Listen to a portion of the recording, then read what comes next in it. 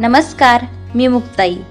आज आपण मार्गशीर्ष गुरुवार या व्रताच्या उद्यापनाविषयी सविस्तर आणि शास्त्रशुद्ध माहिती जाणून घेणार आहोत। अनेक जण श्रद्धेने हे व्रत करतात, पण मनात अनेक असे प्रश्न उभे राहतात की उद्यापन नेमकं कधी करायचं, शेवटचा गुरुवार अमावस्येला आला तर काय करावं, सुवासिनीच मिळाल्या नाहीत तर व्रत अपूर्ण राहील का, एखादा गुरुवार चुकला तर काय करायचं, मासिक धर्म, सुतक, विटाळ किंवा आपण बाहेरगावी असलो तर व्रत कसं पाळायचं।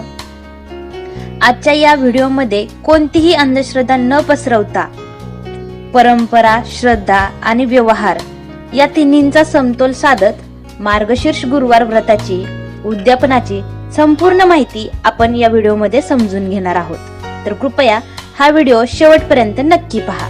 मार्गशीर्ष गुरुवार व्रत म्हणजे काय, तर मार्गशीर्ष महिना हा माता लक्ष्मी आणि विष्णू नारायण यांना प्रिय असा हा महिना मानला जातो।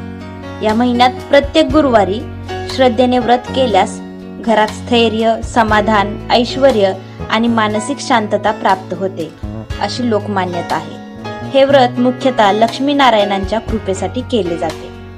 मार्गशीर्ष महिन्यातल्या प्रत्येक गुरुवारी हे व्रत केले जाते आणि शेवटच्या गुरुवारी उद्यापन। उद्यापन म्हणजे नेमकं काय, तर उद्यापन म्हणजे व्रताची सांगता।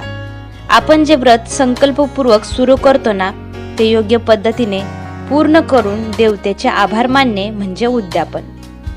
उद्यापन केल्याशिवाय व्रत अपूर्ण मानले जाते असे शास्त्र सांगते।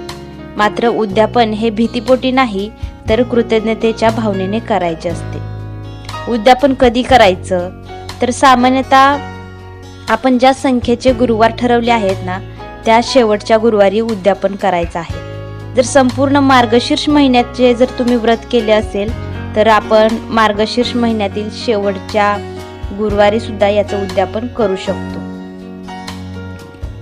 आता शेवटचा गुरुवार अमावस्येला आल्यास काय करायचं, तर अमावस्या तिथीला काही जण काय करतात, उद्यापन टाळतात।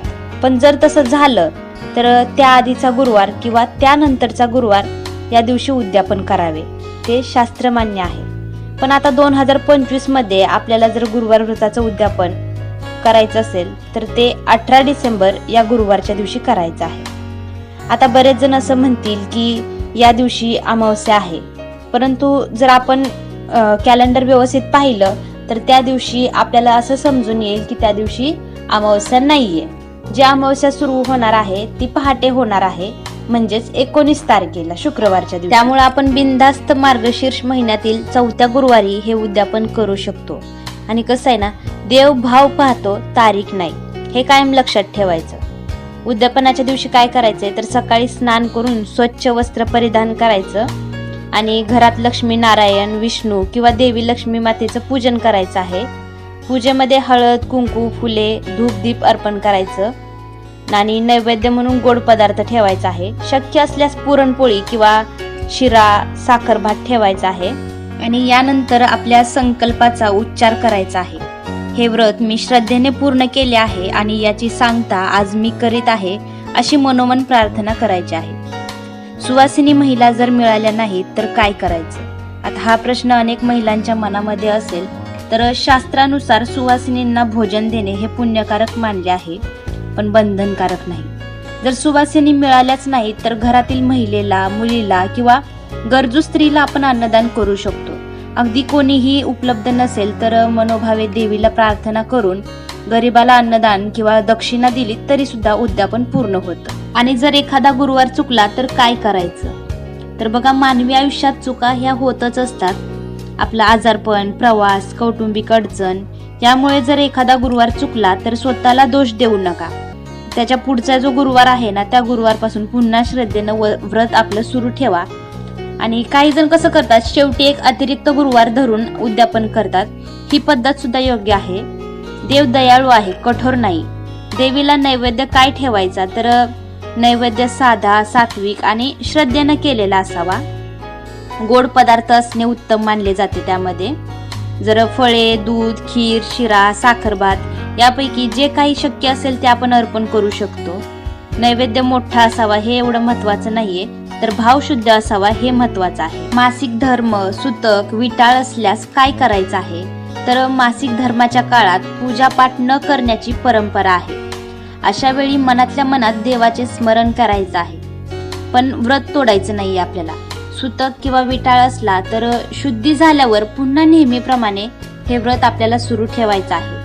आणि याचं जे उद्यापन आहे ते पुढे ढकललं तरी सुद्धा चालतं. आणि जर प्रवास असेल तरी सुद्धा आपण हा उपवास सुरू ठेवायचा आहे, कारण देव फक्त घरातच आहे असं नसतं बरं का, तर देव सर्वत्र आहे. मार्गशीर्ष गुरुवार हे व्रत भीतीचं नाही तर विश्वासाचं व्रत आहे. नियम मोडला की संकट येईल अशी भीती अजिबात बाळगू नका. तर श्रद्धा, सात्विकता आणि संयम हेच या व्रताचं खरं फळ आहे, हे लक्षात घ्या. अशा प्रकारे आज आपण मार्गशीर्ष गुरुवार व्रताच्या उद्यापनाविषयीची सविस्तर आणि शुद्ध माहिती जाणून घेतली आहे. जर ही माहिती तुम्हाला आवडली असेल तर आपल्या व्हिडिओला लाईक, शेअर आणि सबस्क्राईब करायला अजिबात विसरू नका. भेटूया पुन्हा एका नवीन माहितीसह. तोपर्यंत धन्यवाद.